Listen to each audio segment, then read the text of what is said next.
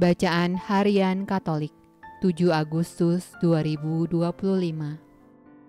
Marilah berdoa. Dalam nama Bapa dan Putra dan Roh Kudus. Amin. Allah yang berbelas kasih, sabdamu adalah terang dan pelita hidup kami.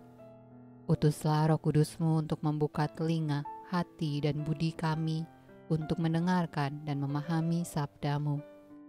Doronglah kehendak dan tekad kami untuk mengamalkan sabdamu dalam hidup dan perutusan kami sehari-hari. Amin.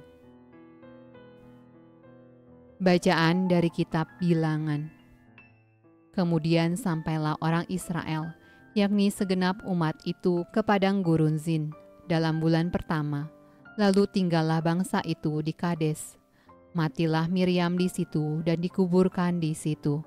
Pada suatu kali ketika tidak ada air bagi umat itu, berkumpullah mereka mengurumuni Musa dan Harun, dan bertengkarlah bangsa itu dengan Musa, katanya, "Sekiranya kami mati binasa pada waktu saudara-saudara kami mati binasa di hadapan Tuhan, mengapa kamu membawa jemaat Tuhan ke padang gurun ini, supaya kami dan ternak kami mati di situ? Mengapa kamu memimpin kami keluar dari Mesir untuk membawa kami ke tempat celaka ini, yang bukan tempat menabur, tanpa pohon ara, anggur dan delima, bahkan air minum pun tidak ada?" Maka pergilah Musa dan Harun dari umat itu ke pintu kemah pertemuan, lalu sujud. Kemudian tampaklah kemuliaan Tuhan kepada mereka. Tuhan berfirman kepada Musa, "Ambillah tongkatmu itu, dan engkau dan Harun kakakmu harus menyuruh umat itu berkumpul. Katakanlah di depan mata mereka kepada bukit batu itu supaya diberi airnya. Demikianlah engkau mengeluarkan air dari bukit batu itu bagi mereka, dan memberi minum umat itu serta ternaknya." Lalu Musa mengambil tongkat itu dari hadapan Tuhan seperti yang diperintahkannya kepadanya. Ketika Musa dan Harun telah mengumpulkan jemaah itu di depan bukit batu itu, berkatalah ia kepada mereka, "Dengarlah kepadaku, hai orang-orang durhaka. Apakah kami harus mengeluarkan air bagimu dari bukit batu ini?" Sesudah itu Musa mengangkat tangannya, lalu memukul bukit batu itu dengan tongkatnya 2 kali. Maka keluarlah banyak air, sehingga umat itu dan ternak mereka dapat minum.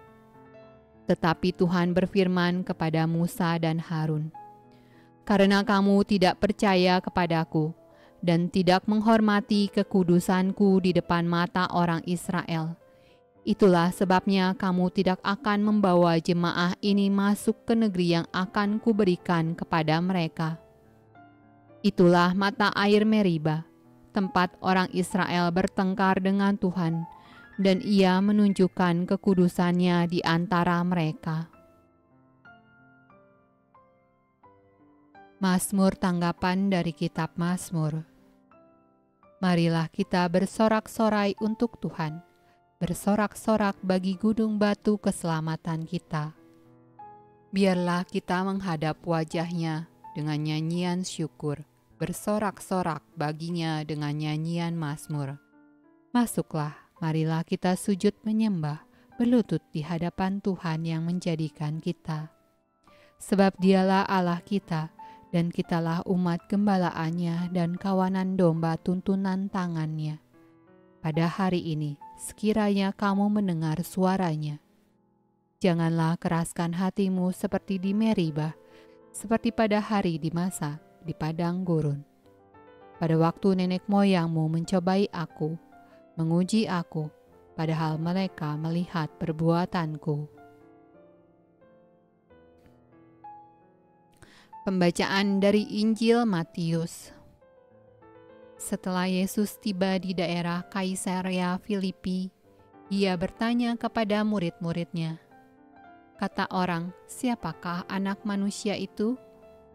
Jawab mereka, "Ada yang mengatakan Yohanes Pembaptis, ada juga yang mengatakan Elia, dan ada pula yang mengatakan Yeremia atau salah seorang dari para nabi.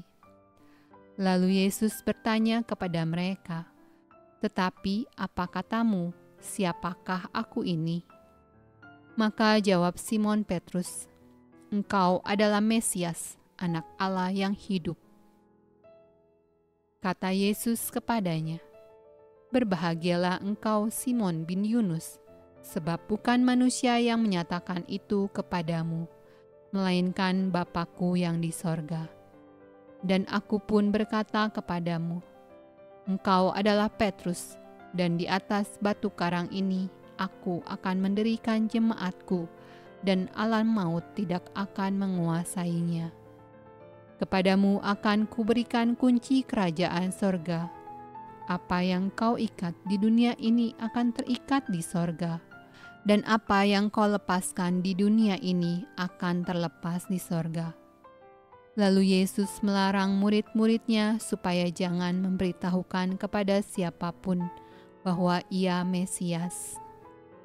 Sejak waktu itu, Yesus mulai menyatakan kepada murid-muridnya bahwa Ia harus pergi ke Yerusalem dan menanggung banyak penderitaan dari pihak tua-tua, imam-imam kepala, dan ahli-ahli Taurat, lalu dibunuh dan dibangkitkan pada hari ketiga. Tetapi Petrus menarik Yesus ke samping dan menegur dia, katanya, "Tuhan, kiranya Allah menjauhkan hal itu. Hal itu sekali-kali takkan menimpa engkau."